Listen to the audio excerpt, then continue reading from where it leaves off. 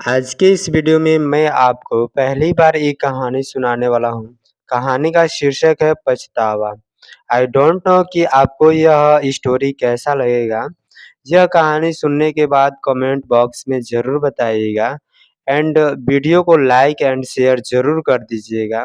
तो चलिए बिना आपका समय गंवाए वीडियो को स्टार्ट करते हैं।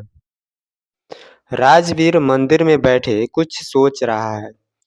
तभी एक व्यक्ति आता है। उसके हुलिये को देखकर कह सकते हैं वो एक मुस्लिम है। वो मंदिर में आकर पूजा करता है। उसे देख एक ही सवाल दिमाग में दस्तक देता है, एक मुस्लिम मंदिर में कैसे?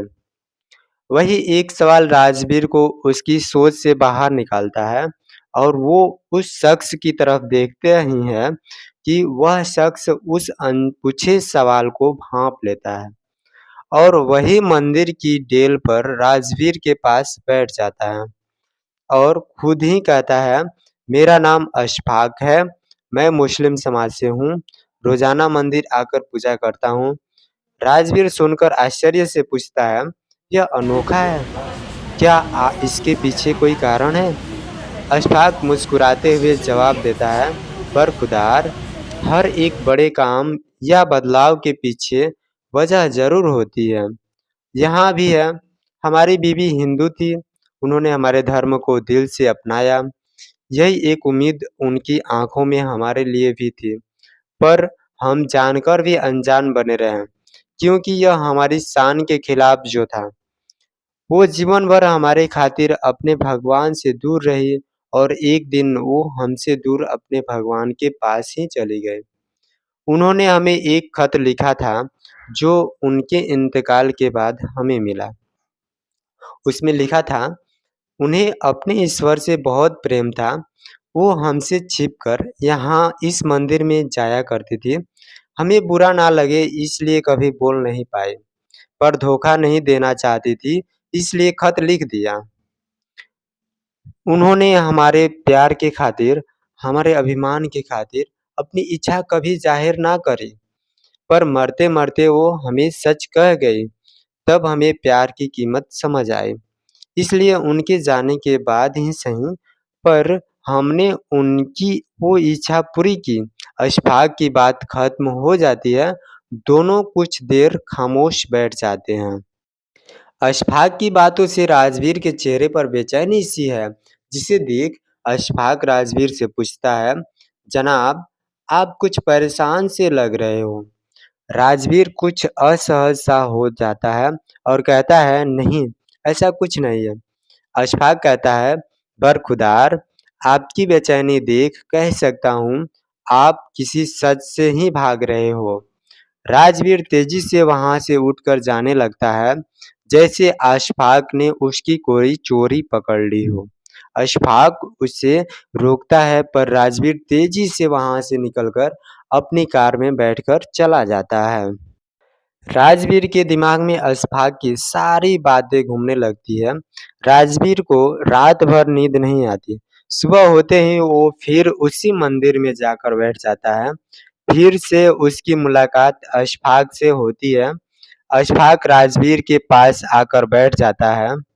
अशफाक समझ रहा है कि राजवीर उससे कुछ कहना चाहता है, पर अशफाक चाहता है राजवीर खुद अपने अभिमान को तोड़कर सच को उनके सामने रखे, जिससे वो भाग रहा है। पर वही राजवीर चाहता है अशफाक उससे आगे से सवाल करे, पर राजवीर कुछ नहीं बोल पाता। 2-3 दिनों तक यही चलता रहता है।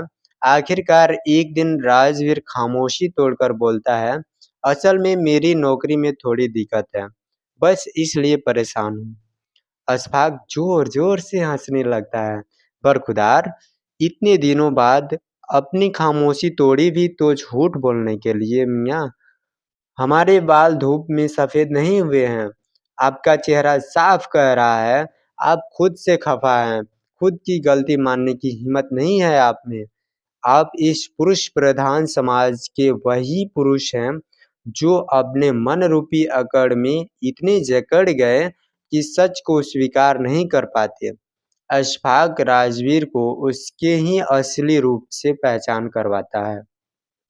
राजवीर के दिल पर एक बोझ है जिसे वो खुद से खुलकर नहीं कह पाया है और आज वो अपने जीवन के उस एक पहलू को अशफाक के सामने रखता है और कहता है, मैं एक मॉडर्न लड़की से शादी करना चाहता था, पर मेरे माता-पिता ने मेरी शादी गाँव की लड़की शिखा से करवा दी। मैं उससे ठीक से बात तक नहीं करता था। वो मेरे परिवार के साथ ऐसे घुल-मिल गई थी, जैसे बरसों से उनके साथ रह रही हो। मुझे ये सब पसंद नहीं आ रहा था, फिर भी वो मेरी हर ज़रूरत को बिना मेरे कहे पूरा कर देती थी। मैं तरक्की पर तरक्की कर रहा था। मुझे अपने आप पर बहुत अभिमान था। एक दिन नशे में धुत घर आकर मैंने शिखा के साथ बदसलूकी की। मैंने कहा, तुम मेरी ज़िंदगी की सबसे बड़ी गलती हो। शर्म आती है मुझे, जब तुम्हें पत्नी कहना पड़ता है। मैं बोलता ही गया, शिखा के लिए यह सब नया नहीं था, पर मेरे माता-पिता के लिए एक कड़वे घूँट के समान था। बिना मुझसे बात किए वो शिखा को अपने साथ ले गए। मैंने ऐसे बिहेव किया जैसे मुझे काले पानी की सज़ा से मुक्ति मिल गई हो। जाते वक़्त शिखा ने मेरी मेज़ पर एक डायरी रखी थी, जिसमें मेरी सारी ज़रूरतों की लिस्ट थी। यह देखकर मुझे गुस्सा आ गया, क्या समझती है वो खुद को? मैं क्या उस पर डिपेंड करता हूँ? फिर मैंने सोचा, मैं क्यों चिढ़ रहा हूँ? वो तो थी ही गँवार, अब चली गई, मैं आज़ाद हूँ। ऐसा सोच मैं ऑफ़िस चला गया।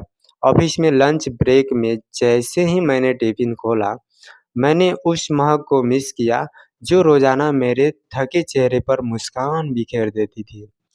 एक पल के लिए मुझे एक अजीब-सी कमी महसूस हुई, पर उस वक़्त मुझे अपनी आज़ादी का गुमान ज़्यादा था। समय गुज़र रहा था, मैं अपनी हर एक ज़रूरत के लिए डायरी पर डिपेंड करता था। कमी का कुछ एहसास तो था, पर मेरा ईगो मेरे सामने आ जाता और मैं फिर अपनी अकड़ में जीने लगता। मैं परेशान तब हो गया जब मेरा वर्किंग परफ़ॉर्मेंस बिगड़ने लगा। हमेशा अपनी प्रोग्रेस के लिए खुद को सारा क्रेडिट देता था। मैं ये मानना ही नहीं चाहता था कि मेरी प्रोग्रेस में शिखा का भी पूरा हाथ था।